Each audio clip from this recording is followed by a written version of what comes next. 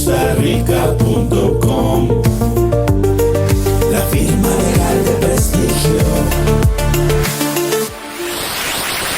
El derecho discutido como nunca antes. Bufete de Costa Rica, el podcast. El tema de hoy es Derecho a la vivienda digna en Costa Rica. Comenzamos con un nuevo podcast. Qué chiva compartir con ustedes. En esta entrega de Bufete de Costa Rica, desgranamos un tema que es columna vertebral de nuestro país, el derecho a la vivienda digna. Y antes de profundizar, es clave destacar al licenciado Larry Hans Arroyo Vargas, cuya investigación es la guía principal de este podcast. Para analizar esta materia tan vital, tenemos un panel de primer nivel. Nos acompaña Ricardo, nuestro estratega corporativo. Un placer, Flor. ¿Listo para analizar la arquitectura detrás del derecho? Y con nosotros, Andrea, nuestra realista pragmática. Bienvenida. Gracias, Flor. Preparada para contrastar esa arquitectura con la realidad del metro cuadrado. Excelente. Empecemos por la base, el plano maestro. Nuestro primer tema son los fundamentos constitucionales del derecho a la vivienda digna. Y la pregunta es fascinante. ¿Cómo nuestra Constitución, sin un artículo que lo declare explícitamente, establece una obligación tan robusta para el Estado? Ricardo, la cancha es tuya. Gracias, Flor. Esa es precisamente la genialidad de nuestra Carta Magna. No es un olvido, es un diseño estratégico. El artículo 65 es el punto de partida, pero no hay que leerlo de forma aislada. Dice que el Estado promoverá la construcción de viviendas populares y creará el patrimonio familiar del trabajador. Las palabras clave son patrimonio y trabajador, porque no hablamos de un simple subsidio, sino de una política de capitalización de la base social. Es una visión a largo plazo. Un trabajador con un activo es un agente económico más estable, con mayor capacidad de consumo, ahorro e inversión. Entiendo el punto estratégico, Ricardo, es una lectura elegante, pero desde una óptica pragmática, esa misma redacción anclada en la figura del trabajador nos plantea un problema en el siglo actual. ¿Qué pasa con la economía informal, con los emprendedores, los cuidadores no remunerados o los artistas que no encajan en el molde de 1949? La realidad económica actual es mucho más fragmentada y si nos aferramos a esa letra corremos el riesgo de dejar fuera del paraguas constitucional a la gente más vulnerable. Es un punto válido, Andrea, pero ahí entra la interpretación sistemática. El artículo 65 no vive en una burbuja, se conecta con el 50, que ordena al Estado procurar el más adecuado reparto de la riqueza. La vivienda como patrimonio es el vehículo más potente para ese reparto, facilitando la creación de un activo duradero para todos. La visión del trabajador del 49 hoy debe interpretarse a la luz de los derechos humanos como toda persona que genera valor. La estrategia sigue siendo estabilizar la sociedad creando patrimonio. Pero esa interpretación evolutiva es donde la maquinaria se traba, Ricardo. Mientras los juristas debaten la semántica, en la calle hay una familia que no califica para un crédito porque sus ingresos son variables, o un joven que no puede acceder a un bono porque el sistema está diseñado con una lógica de empleo que ya no predomina. La arquitectura constitucional es sólida, no lo niego, pero las políticas públicas siguen pidiendo una llave que mucha gente ya no tiene. La brecha no es constitucional, es de implementación. Andrea, tocas un punto medular, la implementación. Ricardo, ¿no es esa brecha, esa falta de adaptación que menciona Andrea, una falla del propio marco constitucional por ser quizá demasiado dependiente de una interpretación que no siempre ocurre?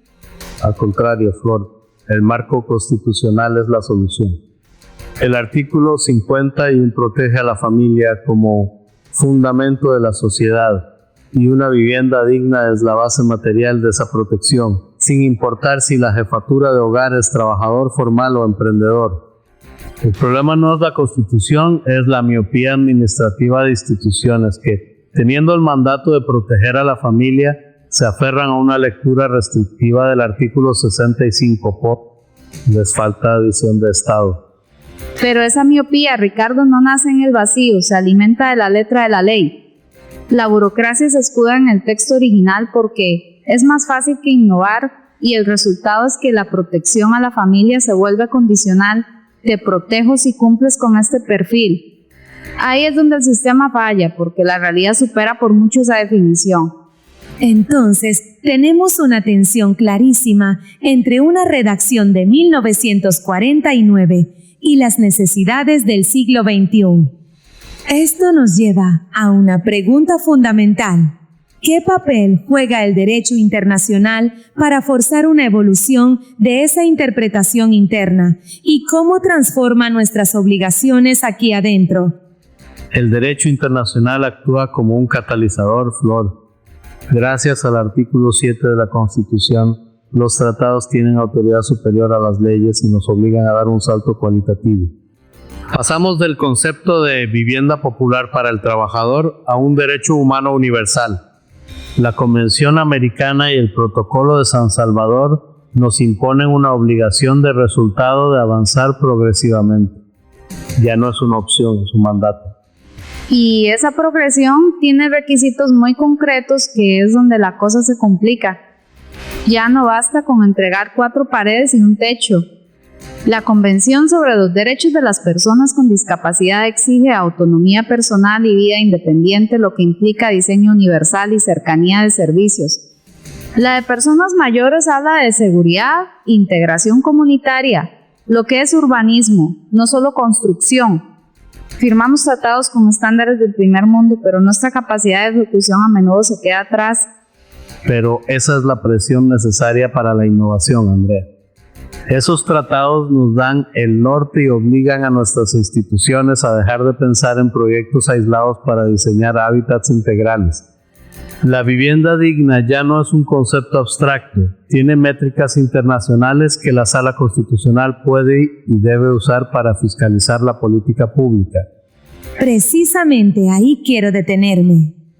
Ricardo menciona a nuestras instituciones.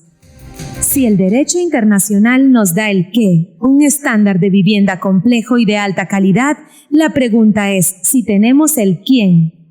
Está nuestra arquitectura institucional, con el IMU, el BAN-HUEB y el INDER, diseñada para ejecutar este mandato. Desde una perspectiva de diseño, Flor, la arquitectura es lógica. Tienes al INBU como el planificador maestro y urbanista, al BAN-COVID como el cerebro financiero que gestiona subsidios y crédito, y al INDER con un enfoque territorial para el desarrollo rural. En teoría son 3 pilares especializados para un problema complejo, un modelo eficiente. Y en teoría es la frase clave, Ricardo. En la práctica esos 3 pilares actúan como hilos que rara vez se comunican. El INBU aprueba un proyecto e invierte, pero el BAN-HUEB no prioriza financiar proyectos ahí. El INDER identifica una necesidad rural, pero choca con mecanismos pensados para lo urbano. Lo que la investigación llama fragmentación estructural es, en la vida real, una parálisis por descoordinación. No hay director de orquesta. Entonces, tenemos un diseño teóricamente especializado, pero en la práctica fragmentado. Y si las instituciones están descoordinadas, eso me lleva a la pregunta del millón: ¿cómo fluye el dinero en este sistema para realmente convertirse en una casa para una familia? Flor, el dinero fluye a través de una maquinaria financiera ingeniosa. El bono familiar de la vivienda se alimenta de fuentes solidarias como FOESAF y el impuesto a las casas de lujo.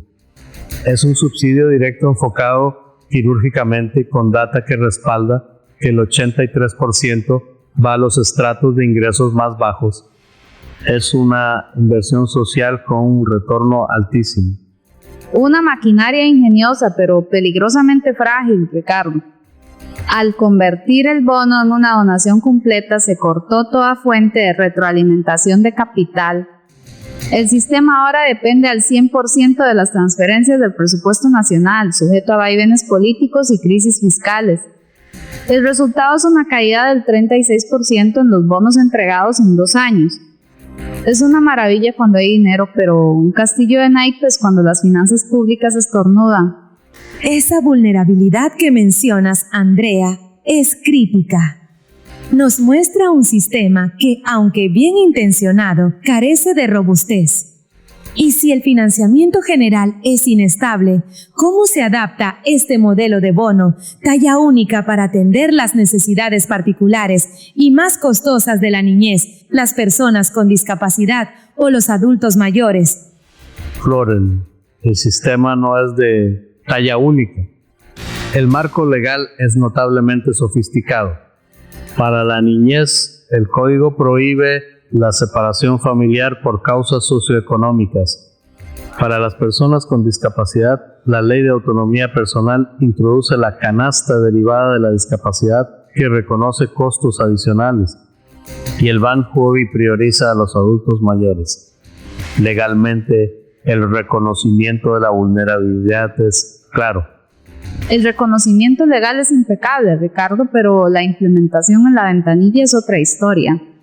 Una cosa es que la ley hable de una canasta derivada y otra que el funcionario tenga el criterio y los recursos para aplicarla. ¿Cuántas viviendas cumplen con diseño universal y no solo con la rampa de rigor? La ley protege la permanencia en el hogar, pero cuando el bono no llega, la familia igual enfrenta un desalojo. El papel lo aguanta todo, pero no detiene una orden judicial. Lo que plantean es la desconexión crónica entre la ley y la realidad. Tenemos una normativa de avanzada que choca contra una realidad institucional y financiera que no la materializa. Y esta brecha entre lo que prometemos y lo que entregamos nos lleva al corazón del problema. ¿Cuáles son los desafíos estructurales que impiden que este sistema cumpla su promesa? Flor, el primer desafío es un choque con las realidades del mercado. Las cifras son lapidarias, el 90% de la oferta de vivienda nueva apunta al 30% de los hogares más ricos. El mercado simplemente no construye para la gente que el sistema de bonos quiere ayudar. Es como dar un tiquete de comida en un pueblo donde solo hay restaurantes de lujo. La desconexión es total. Estoy de acuerdo con la desconexión del mercado, Andrea, pero el problema estructural más profundo es interno. La fragmentación institucional que ya mencionamos, la falta de una rectoría vinculante del MIBA sobre el resto. Eso lleva al segundo gran desafío, una focalización territorial deficiente. La región central, con el 65% de los asentamientos informales, es la que menos bonos recibe en proporción. No estamos apuntando el cañón hacia el corazón del problema. Y no podemos olvidar el tercer desafío del acceso al suelo. El costo de la tierra en la GAM es prohibitivo para la vivienda de interés social y aunque el Estado tiene terrenos, la gestión para habilitarlos es un laberinto burocrático. Es un círculo vicioso. El mercado no construye barato, el Estado no libera tierra y las familias se quedan atrapadas. Describen una tormenta perfecta. Un mercado que no oferta, instituciones descoordinadas y un suelo inaccesible. Frente a este diagnóstico, la pregunta es, ¿por dónde empezamos a arreglarlo? ¿Cuáles son las propuestas concretas para cerrar la brecha entre la ley y el ladrillo? La solución tiene que ser jerárquica, Flor. Hay que darle dientes al MIBA con una rectoría vinculante sobre el INBU y el Banachui para forzar la alineación estratégica. Además, se debe crear un banco de tierras públicas funcional, una herramienta ágil, no un cementerio de expedientes. Es una reforma de gestión y de poder. Esa reforma institucional es necesaria, Ricardo, pero no sirve de nada si la tubería financiera sigue rota. No podemos depender de un bono que se desinfla con cada crisis.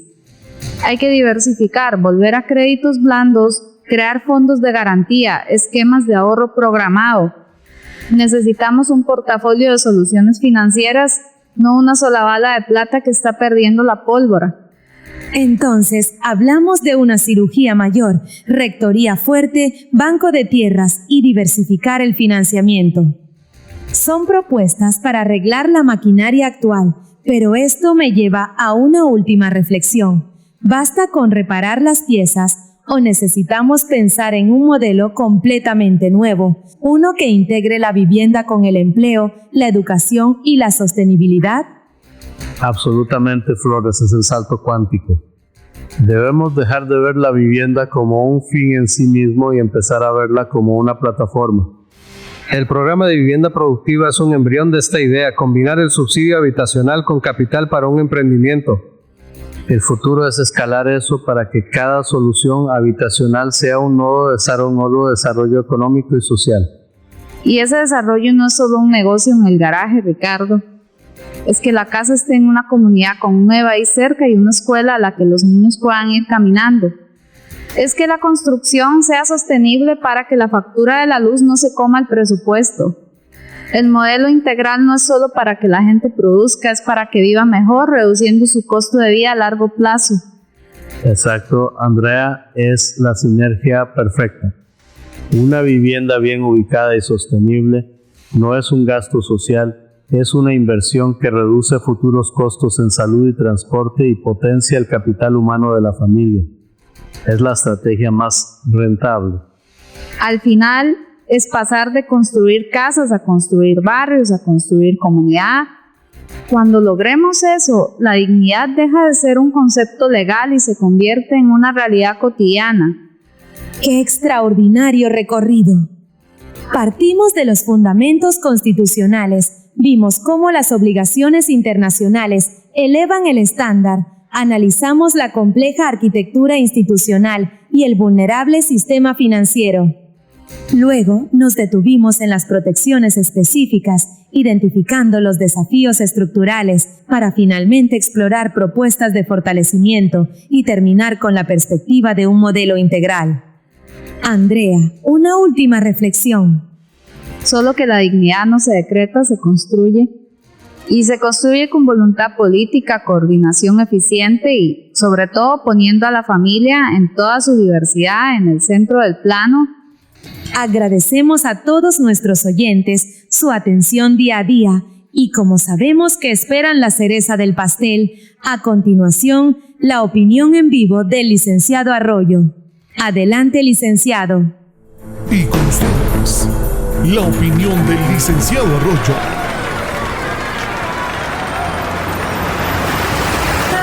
El derecho a una vivienda digna, tal como se encuentra positivizado en nuestra normativa, se ha petrificado en el tiempo. Es un concepto que responde a las necesidades del siglo pasado, una aspiración que, si bien fue noble, hoy resulta dramáticamente insuficiente. La discusión jurídica no puede seguir anclada en la idea de un techo y 4 paredes. Esa es una visión minimalista, casi indigente, frente a la complejidad del siglo XXI. La verdadera dignidad habitacional en la era que vivimos es un constructo jurídico y social de una dimensión muy superior. Hablamos del derecho erga omnes a un hábitat inteligente, un espacio que, por imperativo legal, garantice no solo la seguridad física, sino también la seguridad digital. Implica el acceso inalienable a la conectividad de alta velocidad, el derecho a la sostenibilidad energética, y fundamentalmente el derecho a un entorno que promueva el bienestar y la salud mental, un principio que la doctrina moderna denomina ius prosperitatis. Nuestra legislación, sin embargo, avanza con una lentitud exasperante, se aferra a paradigmas obsoletos, ofreciendo soluciones de ayer a los desafíos del mañana. Es un desfase que genera una profunda inseguridad jurídica y que frena de facto el progreso social. Debemos atrevernos a evolucionar. Es hora de debatir sobre la modernización del registro inmobiliario mediante tecnologías como el blockchain, garantizando una titularidad incorruptible y transparente. ¿Por qué no articular el desarrollo de proyectos urbanísticos mediante smart contracts o contratos inteligentes que automaticen el cumplimiento de las obligaciones y eliminen la burocracia paralizante? Esto no es una utopía, es una convocatoria a la concertación, un llamado a un nuevo pacto social habitacional. Un pacto donde el Estado trascienda su rol paternalista y se convierta en un facilitador, en un arquitecto de ecosistemas de innovación, donde se ofrezca certeza a la inversión privada para desarrollar ciudades verticales, ecológicas e interconectadas. La meta no es simplemente cumplir con un mandato constitucional, la verdadera misión es redefinirlo, es transformar a Costa Rica en la vanguardia global de un nuevo paradigma de vida. Demostrar que aquí, El derecho a la vivienda no es un fin, sino el punto de partida para construir un futuro de extraordinarias posibilidades. Ese es el temple que nos exige la historia.